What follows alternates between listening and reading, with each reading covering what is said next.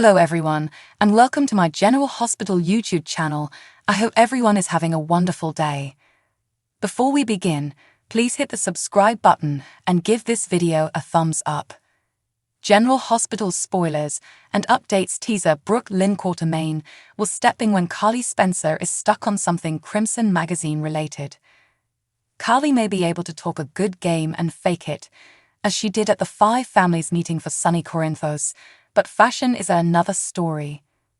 Maxie Jones' experience would have been preferred, but Brook Lynn steps in to assist Carly in a hurry. They had just met with Carly about advertising opportunities, and Carly sought to drive a hard bargain with Tracy Quartermain. Carly knows how to power dress, but she's no fashionista, and Crimson readers are very interested in fashion. Carly is battling to keep Crimson's market, and if she can't, the magazine will fail. Carly hired a number of Nina Corinthos employees who, while loyal to Nina, nonetheless need their jobs, and Carly feels obligated to keep them working. GH spoilers. Brook Lynn Quartermain did not like her grandmother's coupe. Brook Lynn didn't appreciate her grandmother's coupe at Deception Cosmetics, nor does she like Drew Kane's at Crimson, but what's done is done. Brook Lynn, unlike her mother Lois Cerullo, is impartial in Nina's case. She feels sorry for her, does not choose sides, and does not want to be in the middle. She does not want Carly to tank the magazine, even though Carly prefers to run Bobby's. So she's happy to assist Carly with her magazine and marketing questions, as Deception Cosmetics and Crimson magazine have similar demographics and interests. Brook Lynn is encouraging and lets Carly know that if there is anything she can do, she will do it, even if she is busy preparing her wedding. It will be straightforward, despite the fact that she discussed it with her mother. Carly applauds Brook Lynn for being her own woman and not settling, and they debate Crimson's approach. After a few hours with Brook Lynn, Carly feels much more at ease in her work at Crimson magazine and in the market. She appreciates Brook Lynn's heart and helpful spirit, but most importantly, her friendship. Carly has been a touch short on girlfriends recently. According to General Hospital teasers, Drew will face further difficulty. His loved ones don't recognize him, and unfortunately, neither do GH fans. Once upon a time, there was a man with Jason Morgan's memories, and it turned out to be his previously unknown twin brother Andrew Kane. Yes, Drew had a new face, but he had lived many years with Steve Burton's visage, and as far as we know, he solely remembers Jason's memories until 2014, when he appeared in Port Charles under the name Jake Doe. After Drew was assumed dead for approximately 2 years, we discovered that Victor Cassadine was keeping him captive in an underground Greek jail, but the man who returned to PC from that prison didn't appear much like our Drew. He claimed to care more about his daughter Scout than anyone else in the world, but after he fell for Carly Spencer, Scout became an afterthought. For some reason, a brief volunteer term in Pentonville seemed to have had a greater impact on Drew's psyche than Victor's Grecian incarceration. We previously thought Drew was acting strangely, but his latest behaviors and emotions are out of control. Drew is both impulsive and ludicrous, from wanting to send Scout to boarding school without consulting Sal McCall to employing unscrupulous business practices. He had already threatened Nina Rees with physical violence for reporting the white-collar crime he and Carly committed, but he seems to forget that he pled guilty and sacrificed himself on his sword to save Donna from losing Carly. Drew even admitted that in his mind, Donna needed Carly more than Scout did. So he was in prison because he committed a crime and jumped at the opportunity to go to jail instead of Carly. When he got out of prison, Scout was the last person on his thoughts, while Carly was the first. So spare us the bogus story that Nina withheld Drew from his child.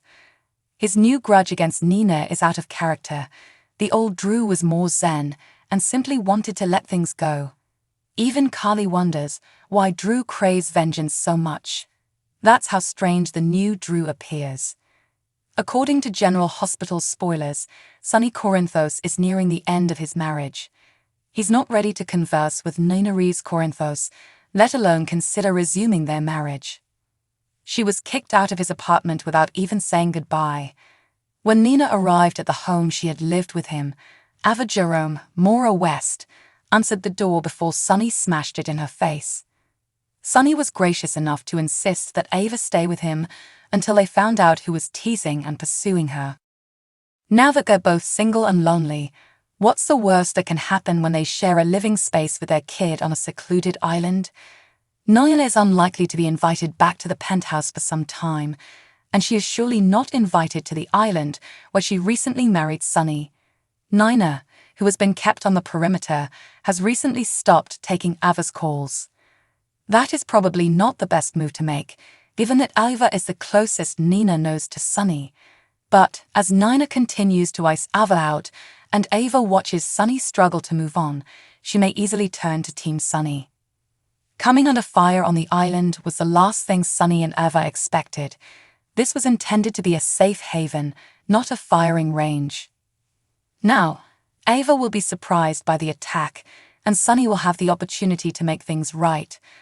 We all know how much Ava enjoys being saved from just about anything by a hunky man who believes it is his responsibility to watch out for her. To be honest, Sonny uses the justification that he would do this for any of his children's mothers, but he and Ava are clearly getting along. When Ava pried into Sonny's business by asking about his intentions with Nina, he made it apparent that he did not want to discuss it. That is gradually changing, and he is opening up more. Rumor has it that Ava will not betray him in the way he feared. She will not rush back to Nina and tell her what Sonny said. Instead, she'll become his confidant and possibly more than that. We detect a Nixon Falls reboot coming on, except this time it's set on the island and Ava takes Nina's place, falling for a guy she knows she shouldn't. Who's to say he won't return her feelings? Let us know what you think will happen to Ava, Sonny, and Nina, and keep coming back for more G8 news and spoilers every day. General Hospital spoilers and updates for Wednesday, February 7 tease unexpected visitors, heartbroken girlfriends, and emergency room visits. Ava Jerome tells a visitor they are not wanted, Trina Robinson is a bereaved girlfriend, and Hamilton Finn believes his father needs emergency care. Ava attends Spencer Cassadine's funeral and tells someone they are not welcome. It looks to be a man in a black suit, but Nicholas Cassadine is in jail, and Ava would not be that harsh. She is most likely addressing Cyrus Renault, who may explain that he is weeping for both Spencer and Esme Prince. That would surely irritate Ava, and she wouldn't want someone who is mourning Esme within a continent of Spencer's burial. Who else might it be? Meanwhile, Trina is so overcome with grief for Spencer that she informs her parents she won't be going to PCU or anywhere else. Portia Robinson and Curtis Ashford can sense she won't be able to focus on her schoolwork and needs time to grieve. Trina will undoubtedly struggle with her study chance at the Sorbonne in Paris, because if they hadn't gone to Paris, Spencer would not have died. Studying in Paris would only worsen her grief. Elsewhere, Michael and Willa Corinthos take a step toward reconciliation. Michael glances at Willow and inquires, "What is your secret, Nurse Corinthos?" With what she and everyone else discovered on New Year's Eve, no one could blame her for needing some time away from him. They may be taking a move toward reconciliation, but Willow expects it to be a tiny step. After learning about Michael's darker side, she will proceed with caution. Cyrus is currently with his sister Laura Collins, who says he wasn't anticipating such antagonism, most likely due to the unexpected guest Eva mentioned. Cyrus wants to pay his respects to his great-nephew, and probably Esme as well, despite the fact that she will not be present at the funeral. Someone should presumably arrange a funeral for Esme, who is also assumed dead, but Spencer's is not the time or place. If not for her, neither she nor Spencer would have been thought dead. Sonny Corinthos has questions and is asking someone what they aren't telling him. Dante Falconeri will be conflicted, therefore it may be him that Sonny is speaking with. Dante may be anxious that the FBI has arrived in town looking for Sonny, recalling the previous 72-hour hold they placed on him. Dante has always been in a perilous situation as a cop and the son of a mafia. It has often put him in a difficult situation. Finn and Gregory Chase appear to be seated on a bench near the cemetery where Spencer's burial is held when Greg appears to grab his chest. Finn senses something and informs him that he will be going to hospital whether he likes it or not.